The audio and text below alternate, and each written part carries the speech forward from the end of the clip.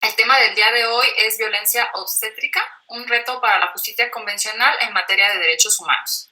La persona que nos va a apoyar a exponer es la maestra Diana Barreto Puebla.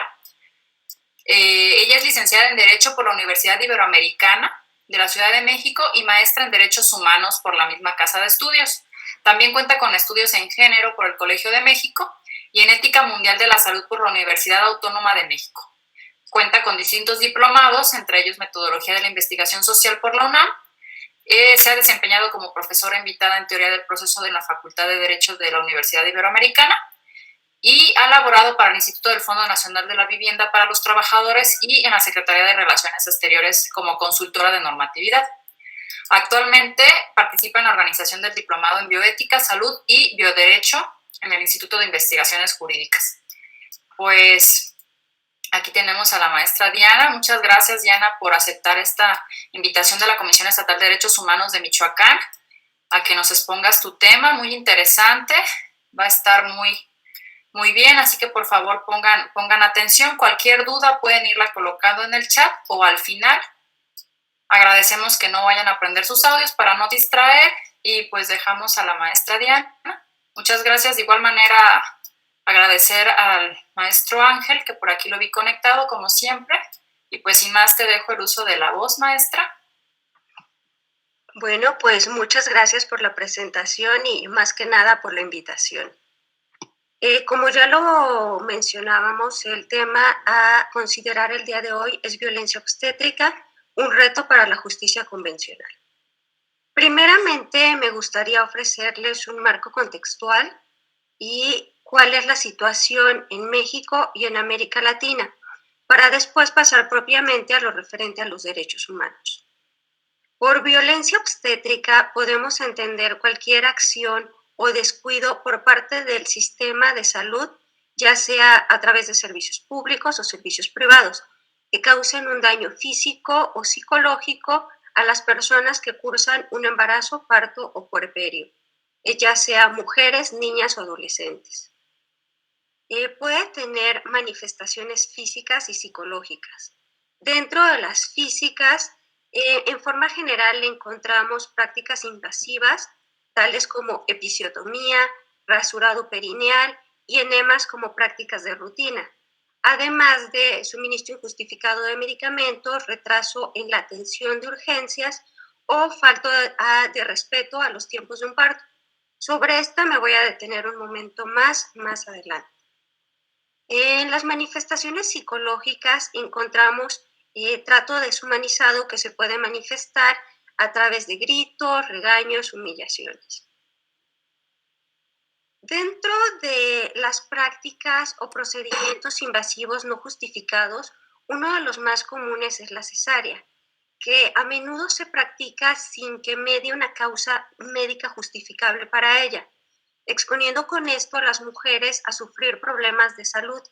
Algunos de ellos son hemorragia durante el posparto, coágulos de sangre, infección en la herida y obviamente mayores riesgos en sus embarazos futuros.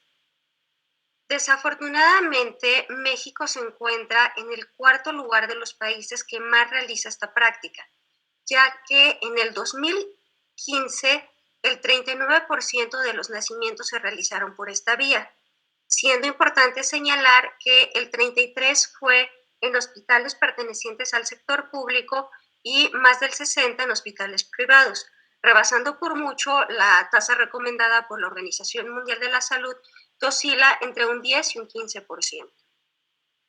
Sobre la situación de México de manera puntual, bueno, de forma introductoria me gustaría ponerles un video. Me comentan si tienen algún problema con el audio o con la vista, por favor.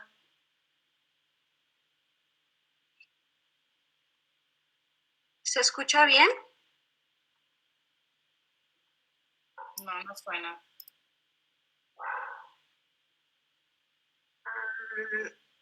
Jessica, ¿sí lo puedes escuchar? No está sonando. ¿No? Y se ve como a mitad. Ahorita se veía muy bien la presentación y de repente se ve a la mitad. Ah, ¿sí lo escuchan? Bueno, ¿sí lo escuchan? No, no se escucha, maestra. Ok, bueno, entonces me lo salto, no hay ningún problema, para evitar perder tiempo en esto. Ahora bien, me gustaría platicarles que en el 2016 se realizó la encuesta nacional de dinámicas de las relaciones en los hogares y por primera vez se incorporaron preguntas destinadas a evaluar cuál fue la experiencia de las mujeres en su último parto. En esta encuesta participaron 8.7 millones de mujeres y el periodo en el que se realizó fue entre el 2011 y el 2016. Resulta importante aclarar porque los números pueden parecer muy raros debido a que casi todos son 30 o 20, que tratándose de violencia obstétrica es común que se presente más de una forma de manifestación de violencia. Bueno, de este 8.7 de millones de mujeres encuestadas, el 37.42 reportó haber sido víctima de gritos o regaños. El 34.44 sufrió retraso como forma de castigo por haberse quejado o por haber expuesto alguna opinión en función de que ellas sentían que, que el trato que estaban recibiendo no era el adecuado. El 33.11 fue ignorada, el 30.9 sufrió presión para aceptar un método anticonceptivo, el 30.83 parió en posiciones incómodas, en lugar de otras formas de parir como puede ser la posición vertical, a gatas u otro tipo de posiciones que suelen reducir los tiempos de parto y también los dolores. Mientras que el 23.43 recibió ofensas, el 16.18 se le denegó la anestesia a pesar de haber sido solicitada de manera puntual por ellas. A su vez, el 13.95 se le colocó un método anticonceptivo sin su consentimiento, el 10.72 firmó de manera involuntaria o sin información suficiente de documentación y el 5.49 fue aislada de sus bebés por más de 5 horas sin que mediara alguna causa justificable. Maestra Diana, me están comentando que se sigue viendo la pantalla a la mitad. Déjame ver si yo te puedo apoyar con la presentación. A ver, creo que así ya la ven completa. Sí, así sí se ve completa. Ah, perfecto. Bueno, entonces será de esta manera. Gracias por el comentario. Muy bien. Sobre los lugares en los que se enfrentaron este tipo de violaciones a sus derechos, en primer lugar se encuentran los hospitales y clínicas del IMSS, con una incidencia del 40.8. El 34.7 de las mujeres encuestadas y que dieron a luz en estos hospitales, y que dieron a luz en centros de salud, manifestó haber sido víctima también de una o varias formas de violación a sus derechos. El 30.7 sufrió este tipo de violaciones en clínicas del ISSSTE y el 22.1 en otros hospitales que cuentan con presupuesto público. Con un 18.2 en los hospitales privados se presentó esta incidencia y podemos darnos cuenta que es la mitad del porcentaje de los hospitales públicos. El 4.5% de las mujeres que tuvieron partos en casa manifestó haber sido víctima de alguno de estos tipos de violencia. Sin embargo, es importante hacer dos observaciones. La primera, los hospitales privados, al tener mayores recursos y una menor carga de trabajo, están en mejores posibilidades de brindar una mejor atención, y eso se puede ver en las estadísticas, debido a que las mujeres que parieron en hospitales pertenecientes al sector privado reportaron menos de la mitad de quejas. Mientras que la segunda observación es que podemos observar que es muy reducido el número de quejas de mujeres que tuvieron parteras o dulas. Sin embargo, este tipo de partos solamente se recomienda que se realicen en embarazos de bajo riesgo y que hayan tenido una puntual vigilancia por parte de sus obstetras. Los resultados de la encuesta evidencian a su vez que este problema es sufrido por millones de mujeres a lo largo del país. Sin embargo, también muestra variaciones dependiendo del perfil de ellas y de la distribución geográfica. Los estados que presentaron mayor incidencia son los de la región centro, Ciudad de México con un 36.5, Estado de México con un 36 y Querétaro con un 34.6. Mientras que los que reportaron menor incidencia son algunos pertenecientes a la región sur, tales como Chiapas con un 16.9, Campeche con un 19.9 y Nuevo León con un 22.6, que bueno, este no pertenece a la región sur. Muy bien. Dentro del marco jurídico nacional encontramos las siguientes normatividades para proteger a las mujeres de este tipo de conductas. La primera es la Ley General de Acceso de las Mujeres a una Vida Libre de Violencia, la cual, a pesar de no contemplar de manera expresa la figura de la violencia obstétrica, es posible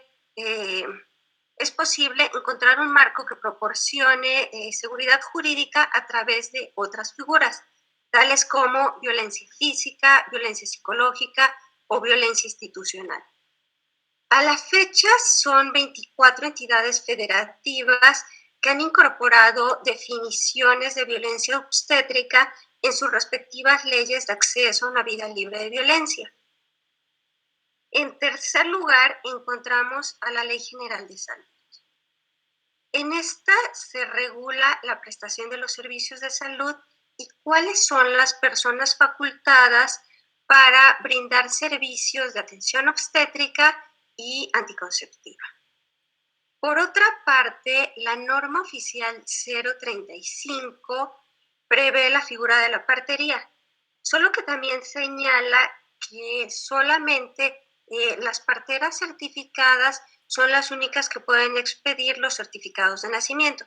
Desafortunadamente, esta legislación ha sido bastante oscura en señalar cuál es el procedimiento para el mismo y se ha prestado para malas prácticas.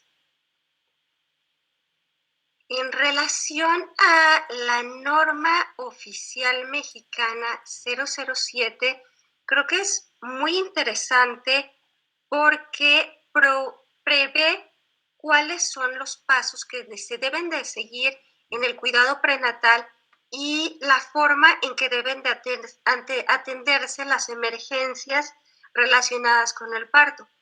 Su principal propósito es crear un protocolo homologado buscando que en todas partes las usuarias de estos servicios reciban los más altos estándares de calidad. Entre los procedimientos que pueden iniciarse ante este tipo de situaciones de violencia se encuentran las quejas administrativas, las inconformidades ante la Comisión Nacional de Arbitraje, los procesos penales, las quejas ante las comisiones de derechos humanos y el amparo. La experiencia nacional ha demostrado que los recursos más efectivos en esta materia son, en primer lugar, el amparo, debido a el rigor que imponen los plazos de respuesta para el mismo, y en segundo lugar, las quejas ante las comisiones de derechos humanos. Sobre las quejas administrativas, me gustaría platicarles que son un escrito que se presenta ante las unidades de Contraloría Interna de una institución de salud. Ellas se encargan de realizar una investigación y cada instituto de salud se encarga de determinar el procedimiento en cómo van a ser solucionadas.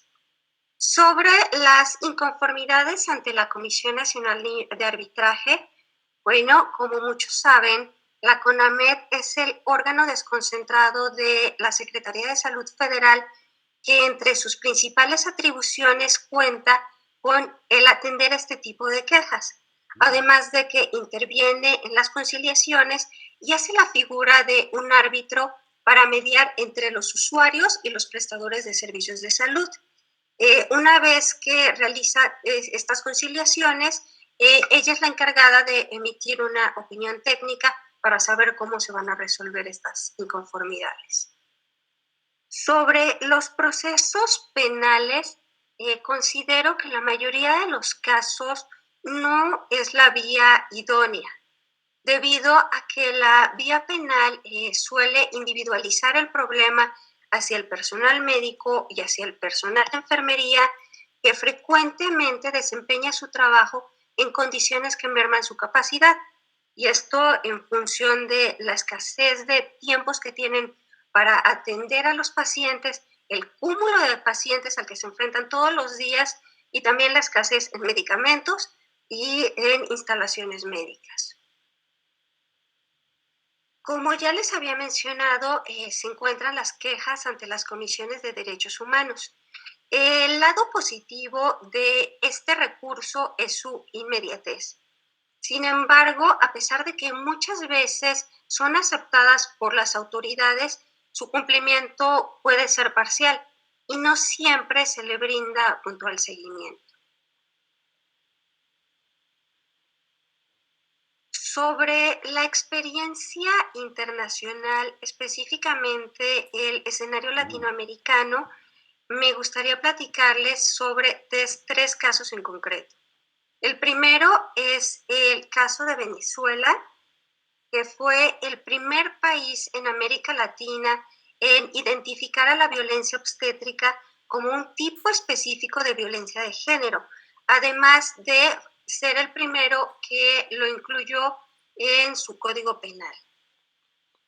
Sin embargo, el caso argentino creo que puede ser muchísimo más interesante y enriquecedor, ya que a pesar de que no fue el primer país en identificarlo como una forma específica de violencia de género, eh, ha implementado distintas reformas en materia de parto humanizado que han buscado generar condiciones a nivel sociocultural, tanto en el ámbito de políticas públicas como en el hospitalario y el educativo, que ha brindado muchos mejores resultados.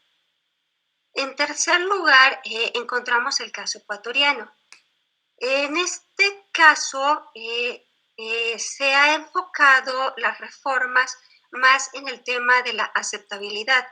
Es decir, al ser Ecuador una república compuesta por distintas nacionalidades indígenas, el proceso ha pretendido ser adecuado desde una óptica cultural. Es decir, se busca tener en cuenta lo que para estas nacionalidades entienden como el buen parir. Muy bien. Una vez que hemos abordado el contexto de la violencia obstétrica, me gustaría platicarles cuáles son los derechos que pueden verse comprometidos en este tipo de conductas. El contenido de los derechos que vamos a abordar fue obtenido a través del marco fue obtenido a través de distintas sentencias de la Corte Interamericana en el marco del derecho a la salud y de los derechos sexuales y reproductivos, además de distintas observaciones de los comités generales de la ONU, es decir, pertenecen a nuestro marco jurídico convencional. A fin de no hacer tan larga la exposición, seleccioné solo una o dos sentencias o solo una o dos observaciones sobre las mismas.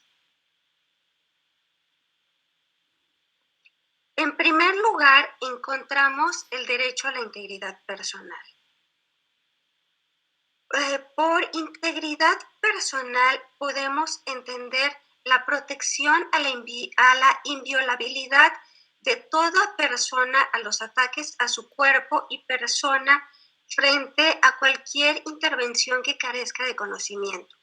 Sus formas de manifestación pueden ser físicas, psicológicas o morales, perdón. Y los grados de afectación pueden variar desde la tortura hasta los tratos crueles, degradantes o inhumanos. En el caso de Artavia Murillo, podemos desprender de esta sentencia que la falta de atención médica o de accesibilidad a procedimientos puede constituir una violación al derecho a la integridad, que ya puede ser física o puede ser psicológica. A continuación, me gustaría presentarles un caso en el que podemos apreciar la violación a este derecho. ¿Alguien, algún voluntario que me ayude a leerlo? Sí, dice Elizabeth, Gracias, Zaira. Elizabeth 2016. Elizabeth, residente de Jutepec, Morelos, con 25 años, ingresó al Hospital General Regional del IMSS con 41 semanas, fuente rota, sin dolores de parto y dilatación de 2 centímetros, con buena salud. En el hospital le realizaron varios tactos vaginales y más tarde le indujeron el parto. Su parto fue atendido por un médico residente, quien le realizó una episiotomía, sin informarle y sin supervisión de la médica titular en turno. Derivado de este procedimiento, Elizabeth tuvo un desgarro cervical de 4º grado que le ocasionó una fístula. El proceso de reparación del desgarre fue realizado por la médica titular, quien ignoró y minimizó el dolor que le expresó Elizabeth y no le administró anestesia. Sin embargo, esta intervención no fue exitosa, por lo que tuvo que ser operada en 2 ocasiones adicionales. Fue hasta el 12 de mayo de 2017 que le practicaron una cirugía reconstructiva en el Centro Médico Siglo XXI del IMSS, en donde tampoco fueron claros respecto a su padecimiento y diagnóstico a corto, mediano y largo plazo. Bueno, no sé si tengan algún comentario, alguna duda en función a este derecho o en función a este caso que les acabo de presentar. Bien, bueno, de no ser así, continúo. En segundo lugar, encontramos el derecho al acceso a la información y al consentimiento informado.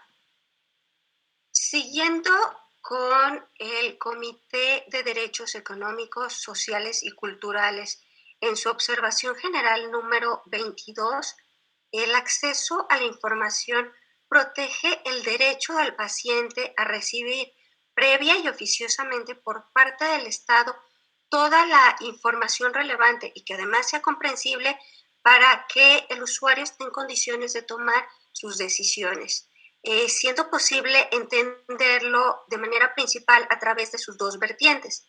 La primera, autonomía y libertad reproductiva, y en segundo lugar, el acceso a los servicios de salud e información.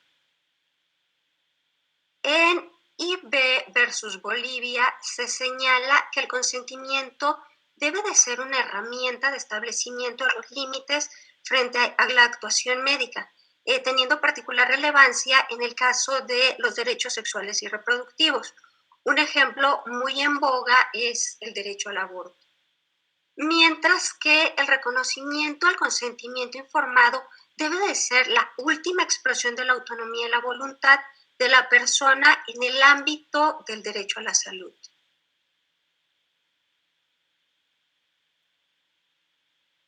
Es por ello que, y siguiendo con esta misma sentencia, podemos hablar de 2 modelos de paradigmas en relación a la atención médico-paciente.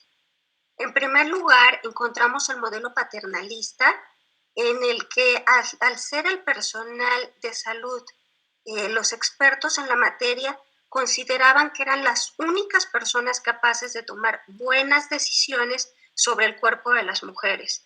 Este modelo actualmente busca ser sustituido por el modelo paternalista, en el que se busca colocar en el centro de la atención médica a la mujer, y una vez que se le brinda toda la información clara, y bueno, no lo sé, en el caso de comunidades indígenas, que sea que sea en su idioma y que sea adecuada desde una óptica cultural, sea ella la que tome las decisiones en función de su plan de vida.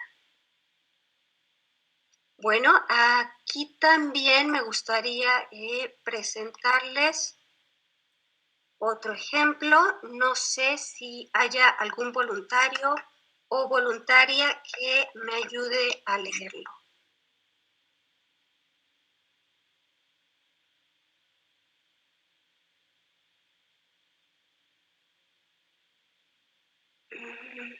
Sí.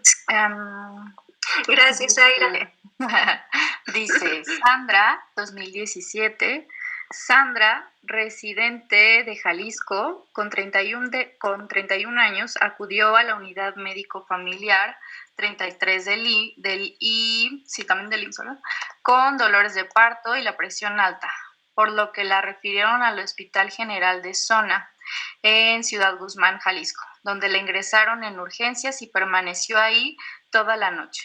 Al día siguiente le informaron que su embarazo transcurría bien, pero aún no estaba a término.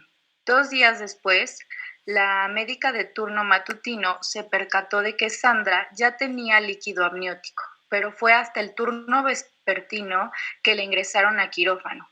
En ese momento, la doctora informó que realizaría una cesárea y la cuestionó sobre si ya había hablado con su esposo sobre no tener más hijos.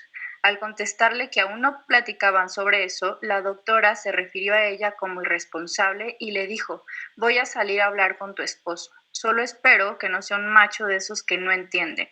Es más, si no, así te vas a quedar. A ver hasta qué hora te alivias. Posteriormente, la doctora informó a los familiares de Sandra que por motivos de salud no era conveniente que tuviera otro embarazo y les aseguró que ella ya estaba de acuerdo y había firmado el consentimiento por una oclusión tubaria bilateral, un procedimiento anticonceptivo permanente. Entonces, su esposo firmó un documento de autorización que Sandra no pudo revisar con detenimiento porque se encontraba muy cansada y con contracciones desde hacía más de 4 días.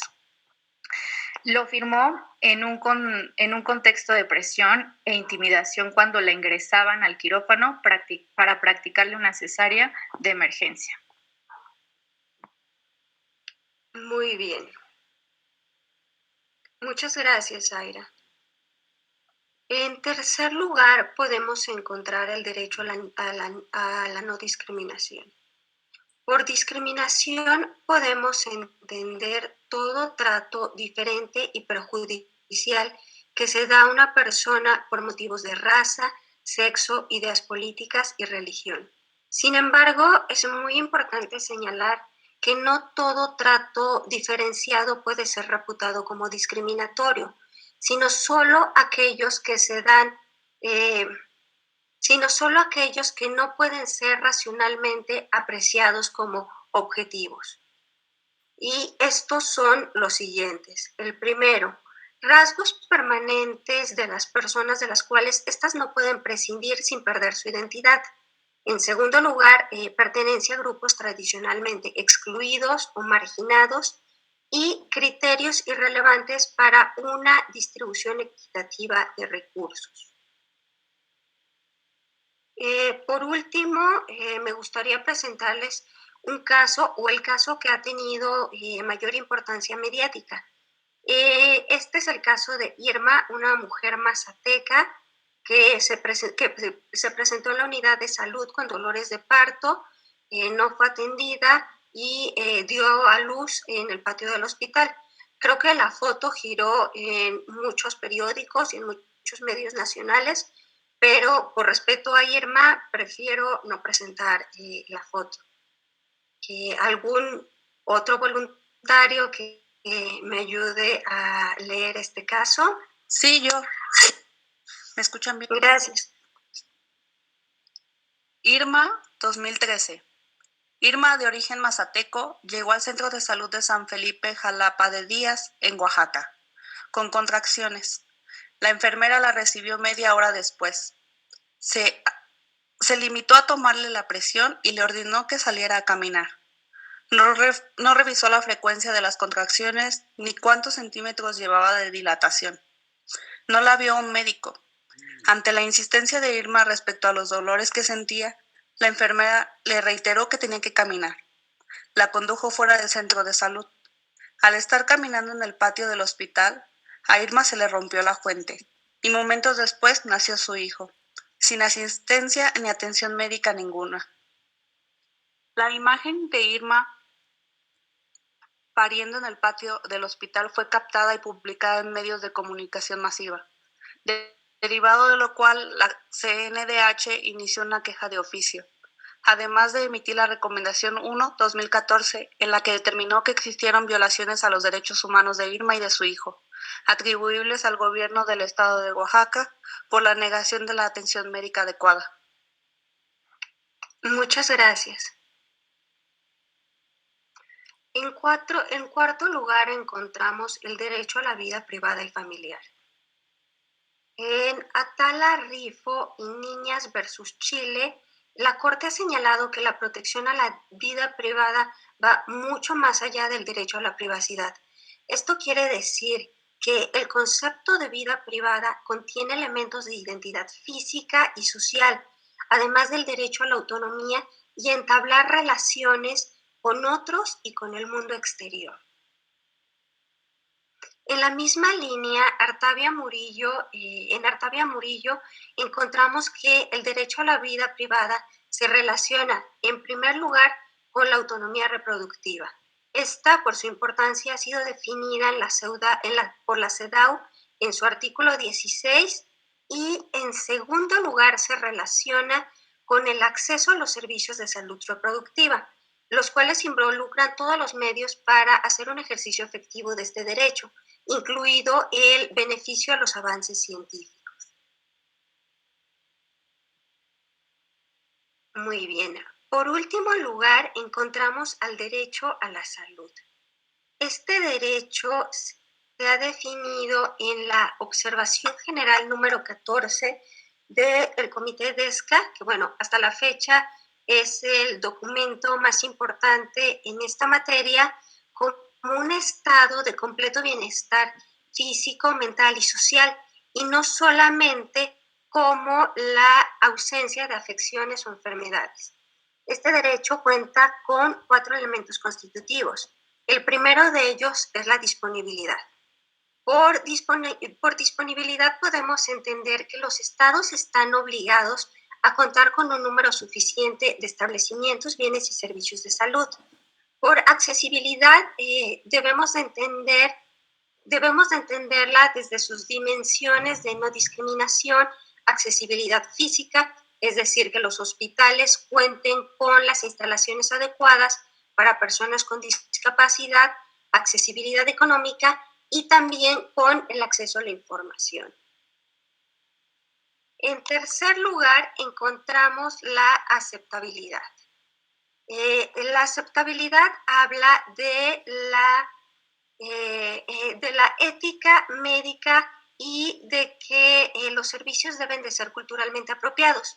Esto cobra una particular relevancia en tratándose de comunidades indígenas y de muchas minorías religiosas. Por último lugar, encontramos la característica de calidad. Esta quiere decir que no es suficiente con que los servicios de salud sean aceptados desde un punto de vista cultural, sino también lo deben de ser desde un punto de vista científico. Es decir, deben de contar con el personal médico suficiente y capacitado, con el equipo hospitalario científicamente aprobado y con un piso mínimo, es decir, con agua potable suficiente y con condiciones sanitarias adecuadas. El derecho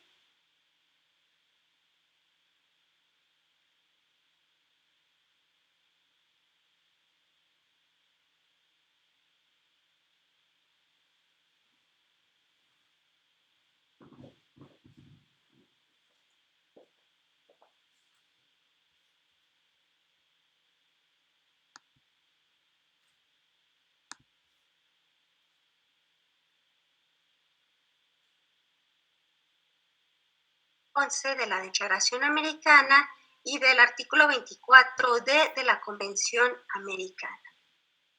Bueno, todos estos derechos, o bueno, sí, todos estos derechos se hacen a través de el espectro protector de los derechos económicos, sociales y culturales. Ante lo cual para mí surge una pregunta. ¿Por qué debería de ser necesaria la denominación específica de violencia obstétrica si los derechos que se ponen en riesgo están siendo protegidos ya por el cuerpo convencional y además han sido abordados por distintas sentencias de la Corte Interamericana? No sé si alguien tiene alguna idea, alguien desea participar.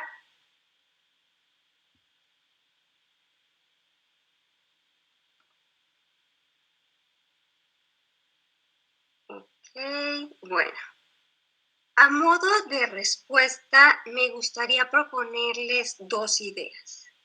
La primera, al igual que cualquier tipo de violencia de género, el primer paso para erradicarla es reconocer su existencia, porque finalmente lo que no se nombra no existe, además de conocer sus mecanismos y causas, ya que la violencia contra las mujeres en el parto ha sido tan normalizada que no es considerada violencia contra la mujer.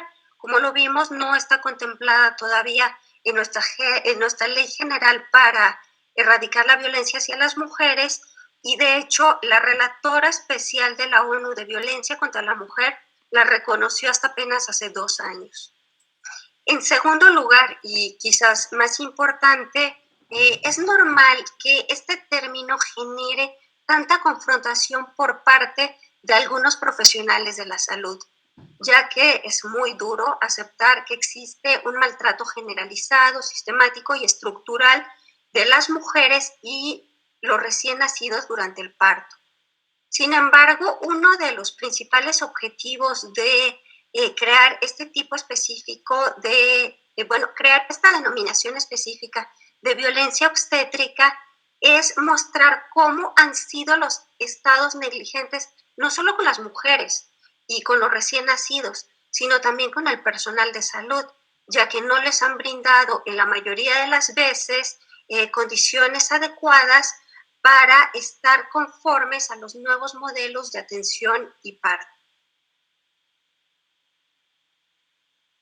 Bueno, pues por mi parte ha sido un gusto estar con ustedes y me gustaría leer o escuchar algunas de sus preguntas. Sí, buenas tardes. Si alguien tiene alguna duda, pueden